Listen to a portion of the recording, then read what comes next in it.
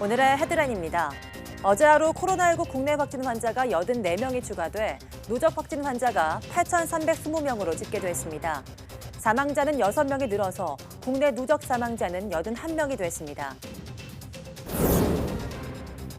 미 중앙은행의 제로금리와 양적 완화 조치에도 불구하고 뉴욕 다우지수가 13% 가까이 폭락했습니다. 우리 증시도 어제 한국은행이 기준금리를 0.5%포인트 전격 인하했지만 하락 움직임에서 벗어나지 못하고 있습니다. 이미 2차례 연기된 전국 유치원과 초중고교의 3차 개학 연기 여부가 오늘 발표됩니다. 사상 처음으로 4월 개학이 유력한 가운데 대입 수능일 등 주요 학사 일정도 조정될 가능성이 커 보입니다. 성남 은혜회관 교회 확진 환자가 급증하면서 구로 콜센터에 이어서 수도권에서 두 번째로 큰 집단 감염 사례가 됐습니다. 일부 교회가 정부의 요청에도 불구하고 주말 예배를 강행하면서 지역사회 감염 우려를 키우고 있다는 지적입니다.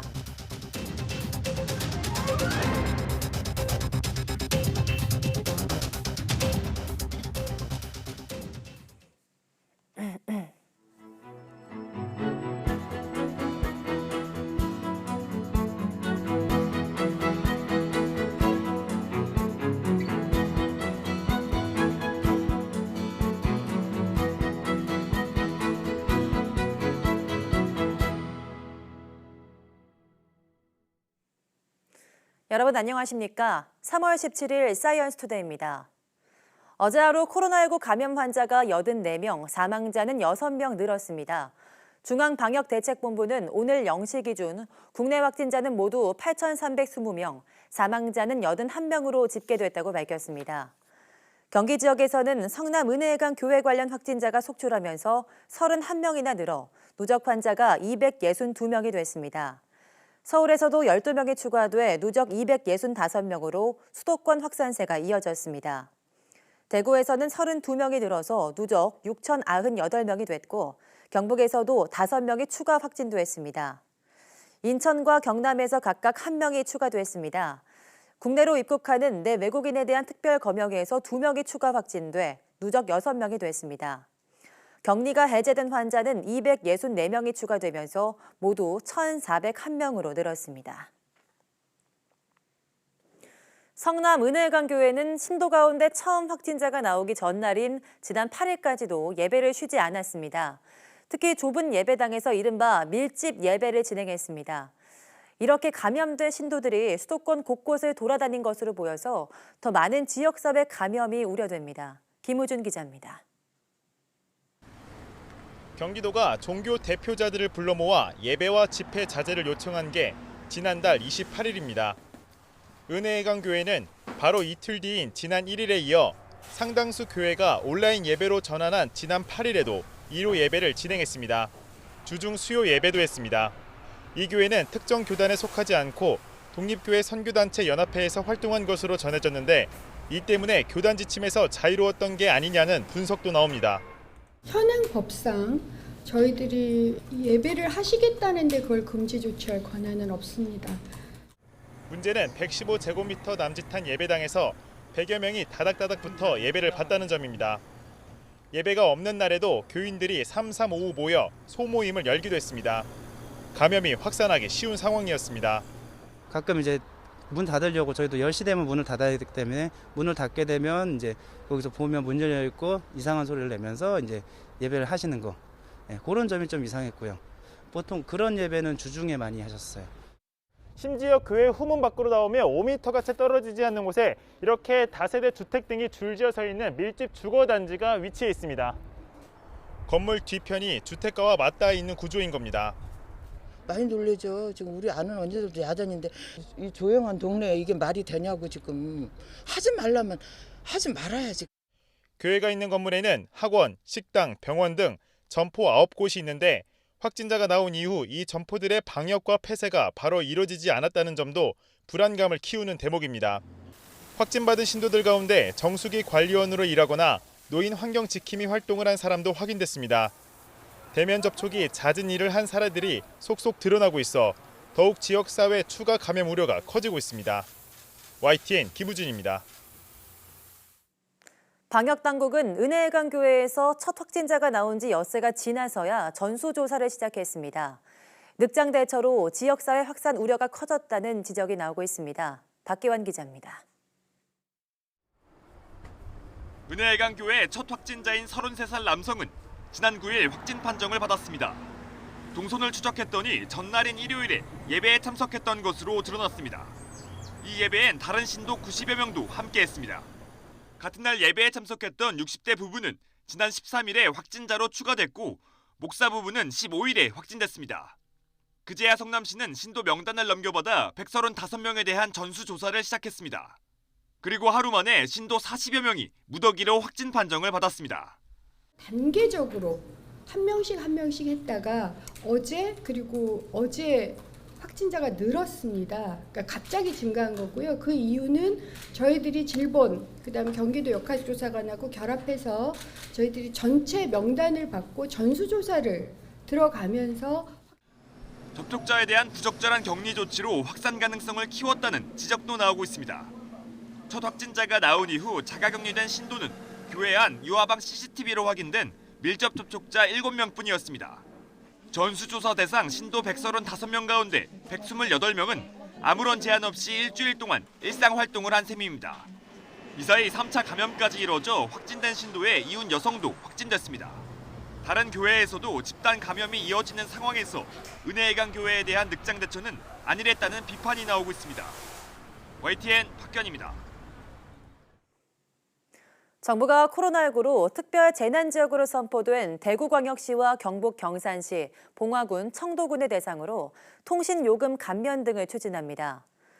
과학기술정보통신부는 특별 재난지역을 대상으로 통신사와 협의를 통해 이동전화와 초고속 인터넷 등의 통신요금 감면을 추진한다고 밝혔습니다.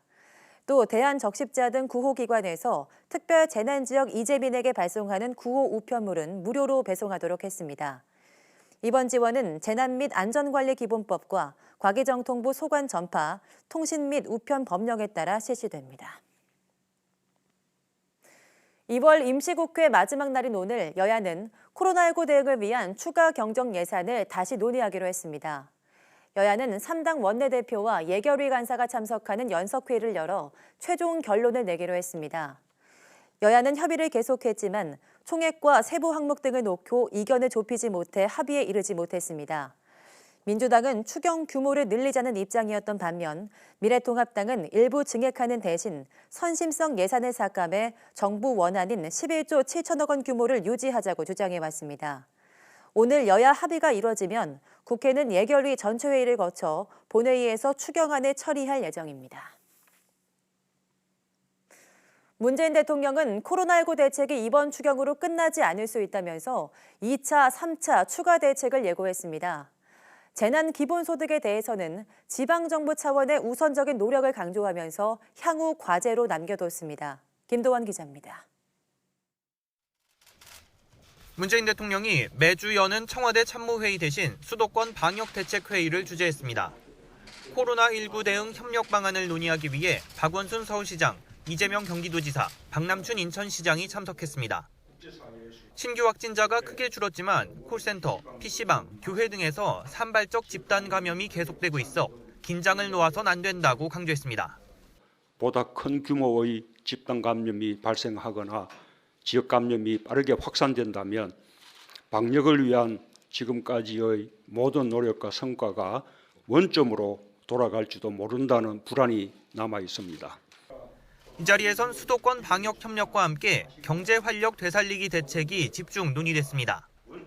문 대통령은 코로나19 대책이 이번 추경 예산으로 끝나지 않을 수도 있다면서 상황이 오래 갈 경우 제2, 제3의 대책이 필요할 수도 있다고 말했습니다.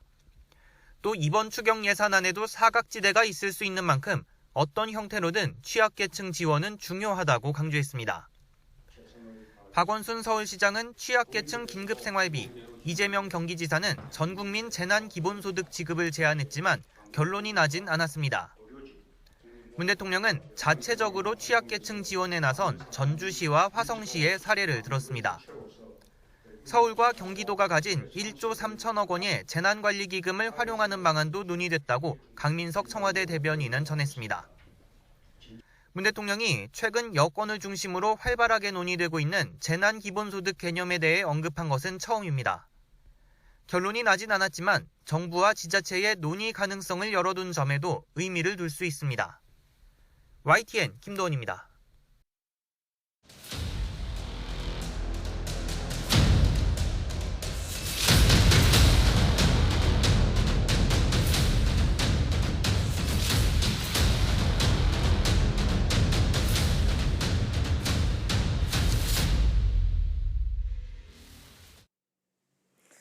미국 뉴욕 증시가 개장과 함께 또다시 서킷 브레이커가 발동되고 다우지수가 2만 선을 위협하며 대폭락했습니다.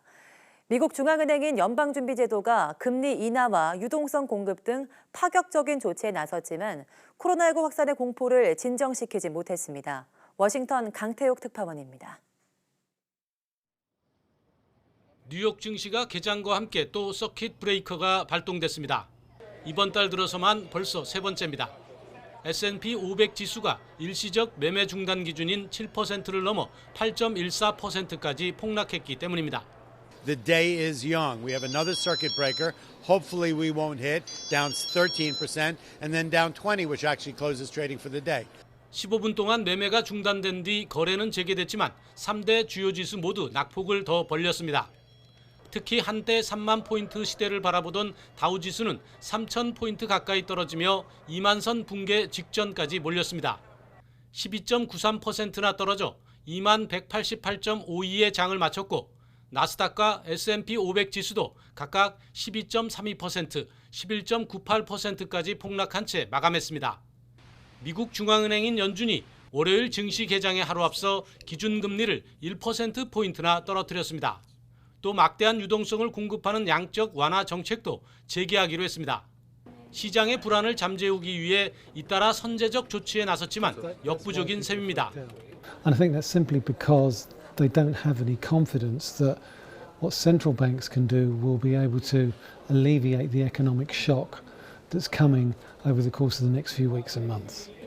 또 주요 7개국 정상들이 통화와 금융 등 모든 수단을 동원해 공동 대응하겠다고 밝힌 것도 별 영향을 미치지 못한 셈이 됐습니다. 미국 뉴욕 증시가 하루 걸러 폭락을 연출하고 있습니다. 코로나19에 대한 공포가 투자 심리를 위축시킨 것인데 치료약과 백신 개발만이 이 상황을 치료할 수 있을 것이란 전망이 나오고 있습니다. 워싱턴에서 YTN 강태욱입니다. 유럽 주요국 증시가 코로나19 확산 우려로 주초부터 급락세를 이어가고 있습니다. 미국 기준금리가 제로금리 수준으로 내려가는 등 각국 중앙은행과 재정당국이 불길을 잡기 위해 안간힘을 쓰고 있지만 투자자의 우려를 불식시키는 데는 실패한 모습입니다. 유럽 주요국 증시는 현지 시각 16일 오전 6에서 8%가량 급락세를 보이고 있습니다. 영국 런던 증시의 푸시백 지수는 오전 11시 기준 전 거래일 대비 6.19% 하락한 5,034, 프랑스 파리 증시의 까크 지수는 8.78% 급락한 3,756.84에서 거래가 진행되고 있습니다. 독일 프랑크푸르트 증시의 닥스 지수 역시 7.30% 떨어진 8,558을 나타냈습니다. 코로나19 여파로 내수와 수출 등 경기가 동시다발적으로 악화하자 국책연구원들이 정부의 한 목소리로 적극적인 경기 부양을 주문했습니다. 이번 위기는 과거와는 차원이 전혀 다르므로 가파른 V자형 내수 진작 등 적극적인 대응이 필요하다는 인식입니다. 이광엽 기자입니다. 코로나19 확산 충격으로 경제가 크게 위축되자 성유모 산업통상자원부 장관이 대응 방안을 찾기 위해 국책연구원장들과 머리를 맞댔습니다. 국책연구원장들은 이 상황을 비상경제시국으로 인식하고 어느 때보다 적극적으로 돌파해야 한다고 입을 모았습니다. 대외경제정책연구원은 코로나19가 경제활동을 전방위적으로 위축시키는 점에서 과거 위기 사례와는 차원이 다르다고 진단했습니다. 산업연구원은 기업의 경영애로와 수익 악화에 대응하는 정책 지원과 함께 V자형 회복을 목표로 적극적인 내수 진작이 시급하다고 강조했습니다. 수출과 내수 전망이 매우 어두워졌기 때문에 기업들의 생존을 돕는 게 시급하다는 의견도 나왔습니다. 한국개발연구원은 중소기업과 자영업의 도산 방지를 위한 유동성 공급과 함께 취약계층의 소득 지원이 필요하다고 제안했습니다. 성인모 장관은 전례 없는 비상 상황에서 정부의 대응도 평소와 다를 것이라고 공감을 표시했습니다. 코로나19로 인한 경제적 피해가 실물경제 전반으로 퍼지고 파급 영향 측면에서 불확실성이 커지고 있다는 판단입니다. 정부는 최악의 상황까지 대비하면서 수출 피해 최소화와 실물경제 활력 회복에 집중하겠다는 방침입니다. 공급망의 추가 교란 요인에 대해서도 철저히 대응하겠습니다. 공급망 다변화, 또 국내 생산 확대 등을 통해서 외부 충격으로 인한 생산과 또 수출 차질을 최소화하겠습니다. 정부는 또 유가 하락도 경제와 수출에 부담이 될 것으로 전망하고 안정적인 원유 수급을 위해 노력하겠다는 의지도 내비쳤습니다. YTN 이광용입니다.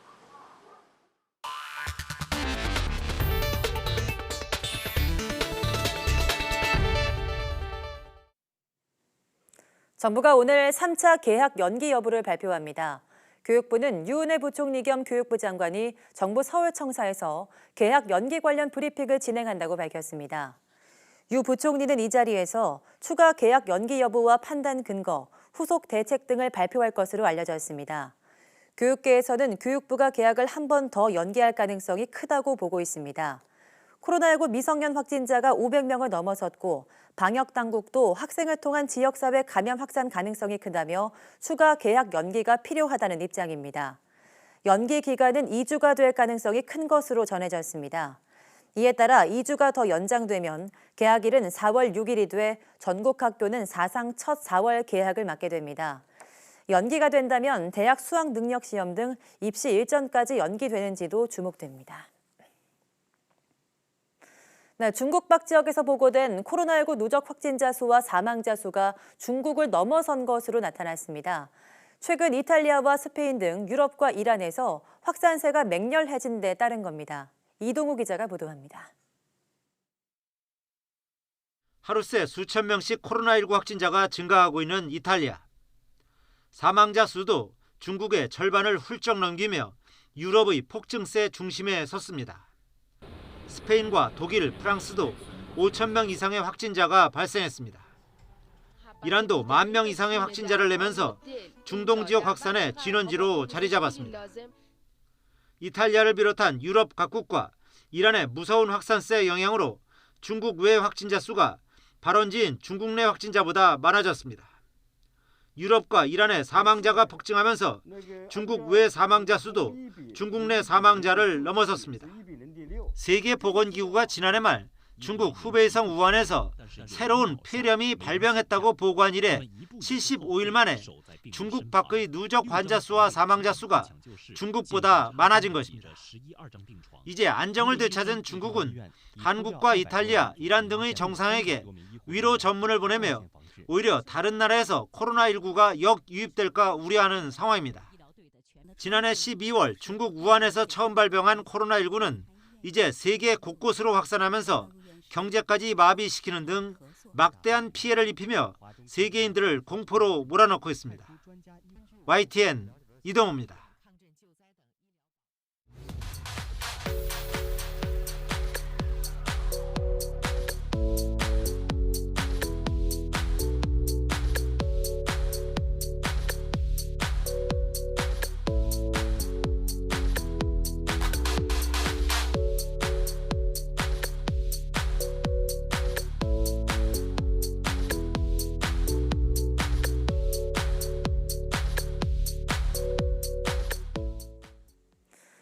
전 세계 뉴스가 코로나19에 집중하고 있는 이맘때 아프리카 대륙은 메뚜기 떼 습격으로 고통을 받고 있습니다.